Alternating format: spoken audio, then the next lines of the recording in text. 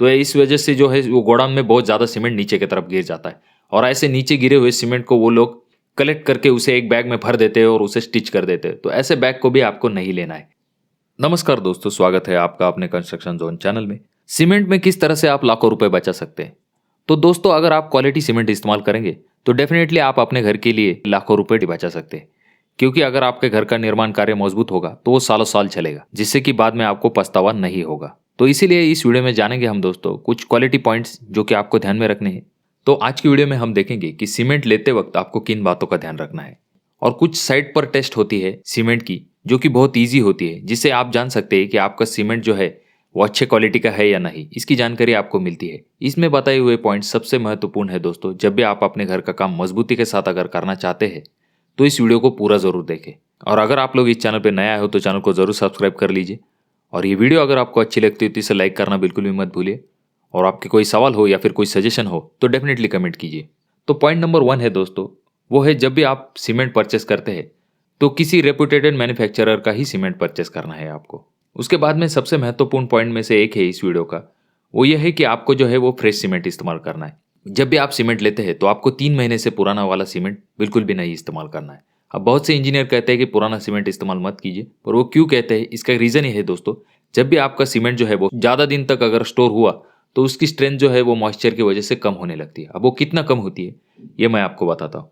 अगर आपका cement fresh है तो उसकी स्ट्रेंथ मान के चलिए अगर 100% है, तो वो 3 महीने अगर पुराना सीमेंट हो जाता है तो उसकी स्ट्रेंथ 20% तक कम हो जाती है। 6 महीने तक अगर वो आपका सीमेंट पुराना हो जाता है तो उसकी स्ट्रेंथ 30% तक कम हो जाती है।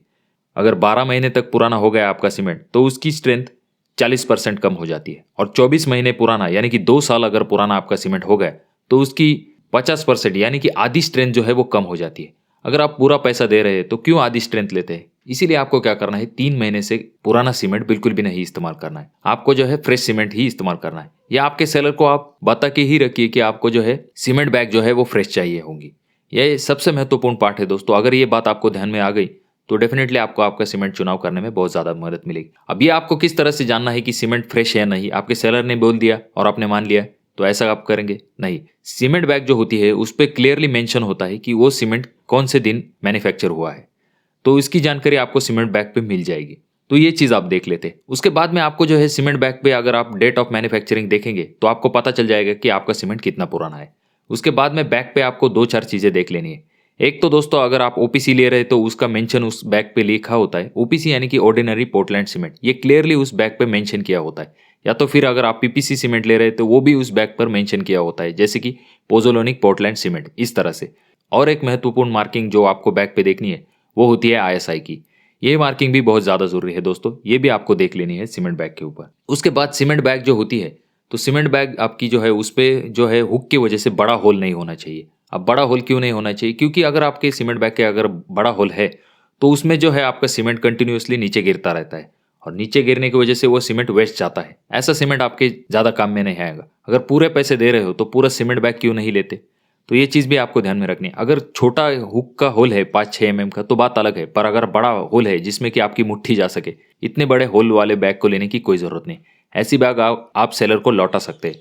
उसके बाद में अगला पॉइंट ये है दोस्तों कि आप जब भी सीमेंट लेते हैं तो कुछ बैग आपके पास अगर ऐसी आती है जिसको कि हाथ से सिलाई की हुई है, तो ऐसे बैग में आपको एक चीज़ ध्यान में ये रखनी है कि वो जो होता है, जैसा कि मैंने आपसे पहले पॉइंट में कहा कि जो सीमेंट अगर मुट्ठी आपके जाती है उस बैग के अंदर, तो इस वजह से जो है वो गोडाउन में बहुत ज़्यादा सीमेंट नीचे की तरफ गिर जाता है।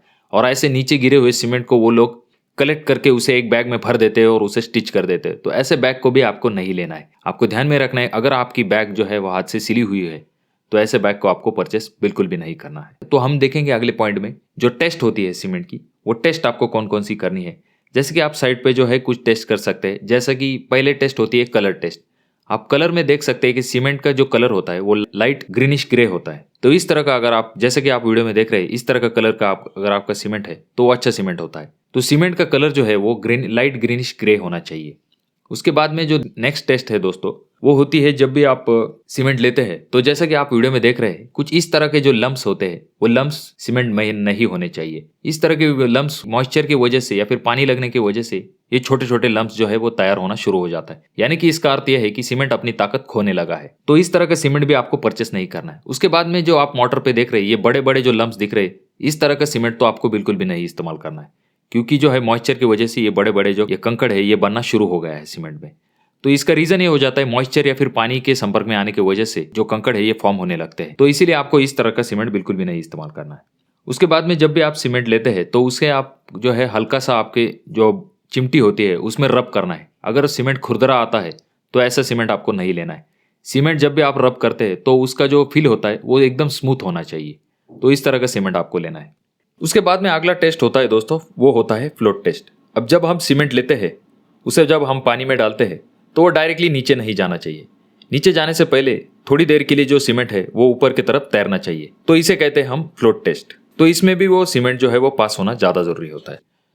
और अगली टेस्ट है दोस्तों जिसमें कि आप स्मेल टेस्ट होती है। जब भी आप सीमेंट का स्मेल लेते हैं तो अगर उसका जो स्मेल अगर मिट्टी की तरह आता है तो यानी कि ये सीमेंट जो है वो मिलावटी है। तो आपके सीमेंट में जो है मिट्टी की किसी भी प्रकार की गंध नहीं आनी चाहिए।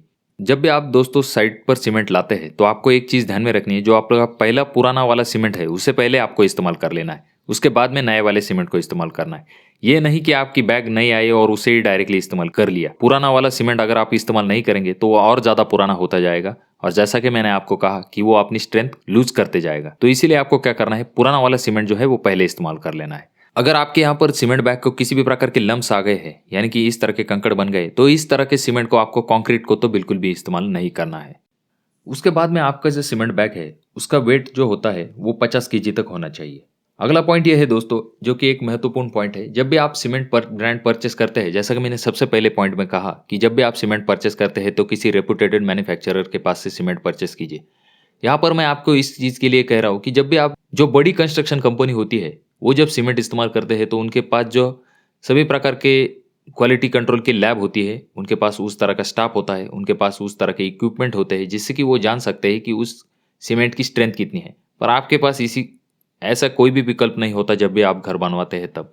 तो इसीलिए आपको क्या करना है, जो कोई भी आपके आसपास जो सालों साल से जो सीमेंट इस्तेमाल कर रहे हैं उस तरह का सीमेंट आप इस्तेमाल कीजिए। किसी नए ब्रांड की तरफ आप जल्दी बिल्कुल मत जाइए। जब तक आपको उस ब्रांड का रिजल्ट पता नहीं चलता तब तक आप किसी भी प्रकार के नए ब्रांड का इस्तेमाल करने का बिल्कुल भी विचार मत कीजिए। अगर आप कर रहे हैं तो आपको उसकी स्ट्रेंथ के बारे में बिल्कुल जानकारी होनी चाहिए। आपका सेलर है, अगर वो आपको भरोसा दिलाता है तभी आप उस सीमेंट को परचेस कीजिए। तो दोस्तों ये कुछ बातें थी जो कि आपको सीमेंट परचेस करते वक्त ध्यान में रखनी है। इसमें हमने देखा कि आप साइट पर किन चीज़ों का ध्यान रख सकते हैं और आपको परचेस करते वक्त किन बातों का ध्यान रखना है। अगर आप चाहते हैं दोस्तों कि आपको कम प्राइस पे सीमेंट मिले तो इसके बारे में हमने एक सेपरेट वीडियो बना के रखी है। आई बटन में मैं उसकी लिंक दे दूंगा, आप जाकर उस वीडियो को भी चेक कर सकते हैं। तो ये वीडियो आपको कैसी लगी दोस्तों, ये बिल्कुल कमेंट कीजिए। आप कौन से ब्रांड का सीमेंट इस्तेमाल करना पसंद करेंगे आपके घर के लिए, क्योंकि दोस्तों होता यह है कि बहुत से जगह पे बहुत से एरिया अनुसार उनका ब्रांड होता है। कुछ जगह पे एक सीमेंट चलता है तो कुछ जगह का एक तरह से एक ब्रांड होता है जो कि सीमेंट वो लोग इस्तेमाल करते हैं। तो आप मुझे डेफिनेटली कमेंट करके बताइए कि आपको कौन से ब्रांड का सीमेंट इस्तेमाल करना पसंद करेंगे अपने घर के लिए। और अगर ये वीडियो आपको अच्छी लगी दोस्तों तो इसे लाइक कीजिए। आपके कोई सवाल हो तो कमेंट कीजिए और चैनल को सब्सक्राइब करना बिल्कुल मत भूलिए। मैं मिलूंगा आपको अगली वीडियो में, तब तक के लिए धन्यवाद।